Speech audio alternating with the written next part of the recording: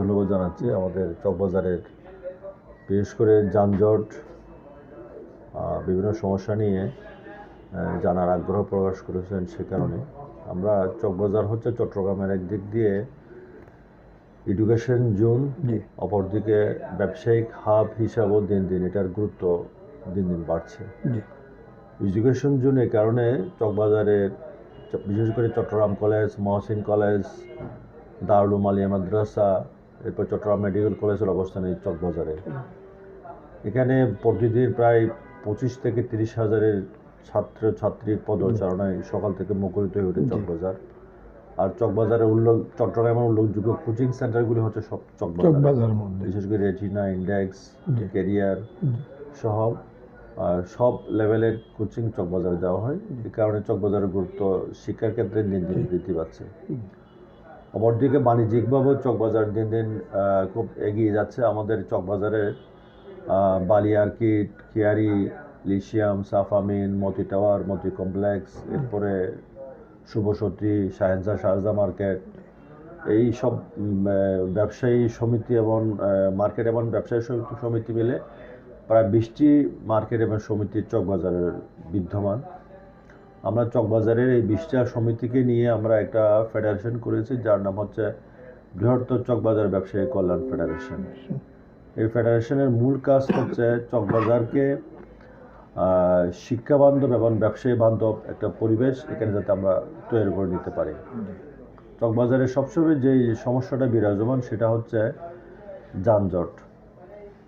বিশেষ করে চট্টগ্রাম কলেজ থেকে শুরু করে অলিখা মসজিদ আর অপরদিকে তেলিপাটি রোড, এই দুই জায়গায় খুব যানজট সবসময় বিরাজমান থাকে। সকাল আপনার 11টা থেকে একেবারে রাত 9টা পর্যন্ত।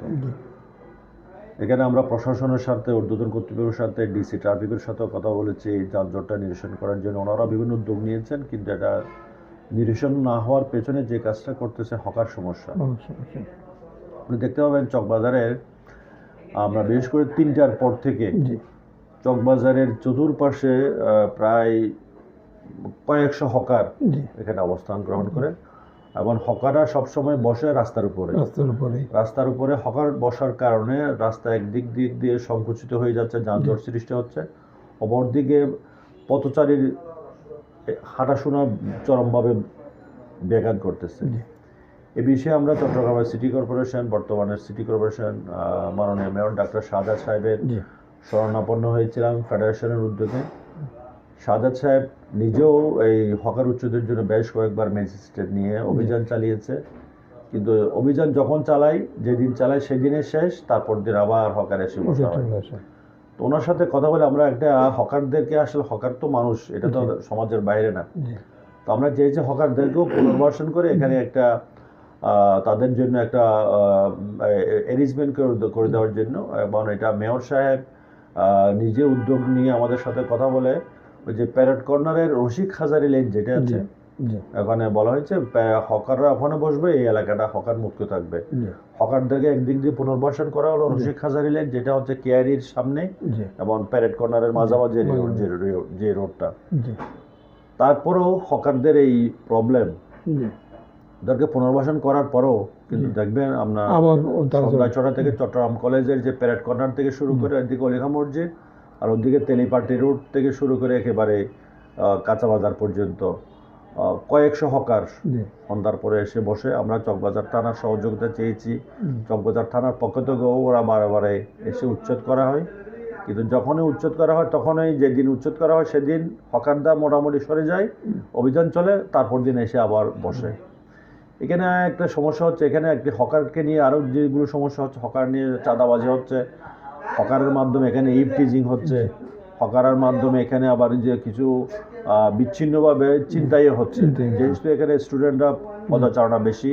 সন্ধ্যার পরে দেখা যায় যে এই যে বিশেষ করে মেয়েরা যখন বের হয় দেখা যায় যে অনেকের এই ভ্যানিটি ব্যাগ নিয়ে দৌড় দেয়, মোবাইল নিয়ে দৌড় দেয়, চিন্তাকারীর উপদ্রব এখান থেকে সৃষ্টি হয়। আমি বৃহত্তর চকবাজার ব্যবসায়ী কল্যাণ ফেডারেশনের সভাপতি কামাল উদ্দিন, আমি সরকারের কাছে জোর দাবি জানাই আমরা যাতে সরকার এবং প্রশাসন আবার আমাদের সহযোগিতায়, বিশেষ করে এদিকে চট্টগ্রাম কলেজ রোড থেকে অলিখা মসজিদ পর্যন্ত, আর এদিকে তেলেবাটির মোড় থেকে বালিয়ারকিট পর্যন্ত এই রাস্তাটা যাতে হকার মুক্ত থাকে। আমরা হকারের সাথে কথা বললাম কিছুক্ষণ আগে, হকাররা কে বসায় তাদের জিজ্ঞেস করলাম, ওরা বলে ওরা নিজের ইচ্ছা বসে। আমরা বলো পুলিশে বসাই কিনা, না পুলিশে বসায় না, কোনো ছাত্ররা বা কোনো রাজনৈতিক ইয়ারা না, আমরাই বসি। এটার জন্য আপনার ফেডারেশন থেকে কোনো উদ্যোগ নিতে পারছেন? এটার জন্য আমরা ফেডারেশন থেকে উদ্যোগ নিয়েছি। এখানে আসলে বিচ্ছিন্নভাবে চাঁদাবাজি হচ্ছে বিভিন্ন নামে বেনামে, এবং এখানের সাথে আমরা যতটুকু জানতে পারছি এখানের সাথে প্রশাসনের কিছু কিছু হকারও তো স্বীকার করতেছে না। এটা আপনি একটা অনৈতিক কাজ করলে আপনি কিন্তু স্বীকার করবেন না। হকাররাও কিন্তু যে প্রশাসনের কিছু কর্মকর্তা আছে যারা তাদেরকে মাসে হারা নিচ্ছে এবং তাদের সহযোগিতা পাচ্ছে, নাহলে এইভাবে হকার কিন্তু বসতে পারতো না। যেমন একটা কথা বলি, মতি টাওয়ার, মতি কমপ্লেক্স, কেয়ারি মার্কেটে যে মালগুলো বেচা কেনা হয় সেই মালগুলো কিন্তু আপনি হকারের কাছেও পাওয়া যাচ্ছে। হকাররা যেখান থেকে কাউরান বাজার, রেজদিন বাজার, আমরা টেরি বাজার থেকে মালগুলো নিয়ে আসে, মতি টাওয়ার, মতি কমপ্লেক্সের মালিকরাও কিন্তু এখান থেকে মালগুলো নিয়ে আসে। কিন্তু আমি একটা দোকান নিয়ে যখন বসবো, আমাকে ভ্যাট ট্যাক্স, আমাকে ট্রেড লাইসেন্স দিতে হচ্ছে, আমার একটা দোকান ভাড়া দিতে হচ্ছে, আমার স্টাফ আছে। আমি যখন একটা পণ্য 100 টাকা দিয়ে বাইরে থেকে কিনে আনবো, এটা আমাকে মিনিমাম 120 টাকা করতে হবে সরকারের ট্যাক্স ভ্যাট দিয়ে। কিন্তু হকার থেকে ট্যাক্সও দিতে হচ্ছে না, ভ্যাটও দিতে হচ্ছে না, দোকান ভাড়াও নাই তার, ও সামান্য চাঁদাও দিতে হয় তাকে। সে তখন সেই পণ্য সে 100 টাকা দিয়ে কিনে এনে 110 টাকায় বিক্রি করে ফেলতেছে। কিন্তু আমি যখন দোকান নিয়ে বসছি, আমি 100 টাকা নিয়ে 100 টাকার দোকান 110 টাকা বিক্রি করতে পারতেছি, যেহেতু আমার এখানে ট্যাক্স, ভ্যাট, সিটি কর্পোরেশনের ট্যাক্স, ট্রেড লাইসেন্স ফি, এরপরে আরো স্টাফ খরচ, দোকান ভাড়া সব মিলে এটা আমার 120 টাকা বিক্রি করতে। আরেকটা জিনিস আছে, হকারদের কাছে যে মাল সে ক্রেতারা 110 টাকায় পাচ্ছে, আপনার 120 টাকা নেওয়ার জন্য সে মার্কেটে যাবে না।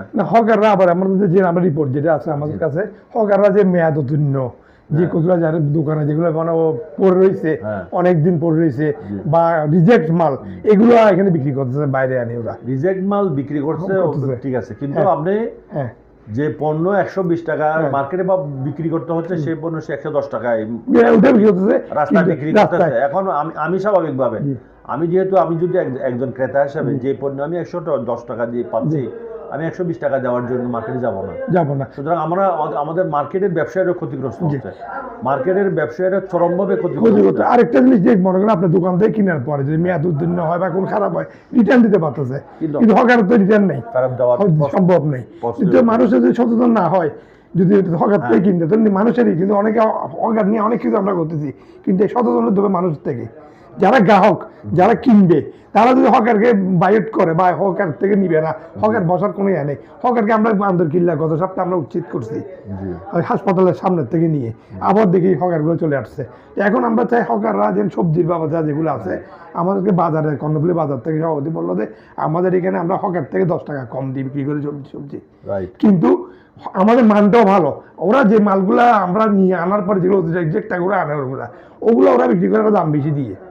সবজির কথা যেটা আপনাদের মেয়র মাঝখানে আমাদের যে তেলিপাটি রোডে আপনার সন্ধ্যার পর থেকে সবজির ব্যবসা শুরু হয়ে গেছিল। মানে চকবাজারে একটা মার্কেট আছে, চারতলা বিশিষ্ট একটা মার্কেট আছে, মার্কেটে দেখবেন তো মার্কেটটা খালি পড়ে রয়েছে, কিন্তু আমরা সেই সবজি এখন বিক্রি করতেছে রাস্তায়। তো এখন যদি রাস্তায় সবজি পাওয়া যায়, একজন ক্রেতা স্বাভাবিকভাবে সে আর মার্কেটে ঢুকবে না। সরকার এতটা কোটি কোটি টাকা খরচ করে চকবাজারে একটা 4তলা বিশিষ্ট একটা মার্কেট করে দেওয়া হয়েছে, সে মার্কেটে সবজি বিক্রেতা নাই। সবজি যেহেতু রাস্তায় পাওয়া যাচ্ছে, ও মার্কেটে যারা দোকান নিয়েছে ওরা এখন মাথায় হাত দিয়ে বসে আছে, আমি দোকানও চলতেছে না, আমি মাথায় হাত দিচ্ছে। রাস্তায় বসার কারণে অনেক সমস্যা হইতেছে, অনেক অ্যাক্সিডেন্ট হইতেছে, গ্রাহক যারা কিনতেছে ওরা অ্যাক্সিডেন্ট হইতেছে, যানজট হচ্ছে, বাড়াবাড়ি সমস্যা হচ্ছে। এখন সরকার যদি, প্রশাসন যদি উদ্যোগ নিয়ে যায়, সরকার এখানে কোনো সবজি বিক্রেতা বসতে পারবে না স্বাভাবিকভাবে। এটা আমরা নিজেরাই চাইলে হবে না, এটা প্রশাসনকে উদ্যোগ নিতে হবে। প্রশাসন উদ্যোগ যদি নেয়, কিন্তু সবজি বিক্রেতারা রাস্তায় সবজি বিক্রি করতে পারে, তাকে বাধ্য হয়ে মার্কেটে গিয়ে বিক্রি করতে হবে। এখন তো আসলে এখানে প্রশাসন, আমরা যারা লোকাল পিপল, আমরা যারা সাধারণ ব্যবসায়ী, সবাইকে কিন্তু ঐক্যবদ্ধ হয়ে এই প্রচেষ্টাটা করতে হবে। এইটাই করতে হবে, হকাররা নির্দিষ্ট একটা জায়গায় চলে যাক, এর নির্দিষ্ট একটা জায়গা অলরেডি মেয়রের পক্ষ থেকে একটা নির্দিষ্ট জায়গা করে দেওয়া হয়েছে শিক্ষা জারি লাইন, কিন্তু তারপরেও তারা এখন দেখবেন আমরা সন্ধ্যার পরে দেখবেন আমার সুপারমার্কেটের সামনে না আমরা প্রতিদিন রিপোর্ট করতেছি, সন্ধ্যার পরে সে পথচারীও হাঁটতে পারতেছে না, আর যানজট তো লেগে প্রতিদিনই আমরা করতেছি রিপোর্ট গুলো, কিন্তু প্রতিদিনই আমাদের সন্ধ্যার পর মানুষ আমরা ইটিভিকে আমি ই প্লাস টিভিকে ধন্যবাদ জানাই, আমরা এরকম একটা নিউজ ব্রডকাস্ট করার জন্য আমরা রেকর্ড করতেছি।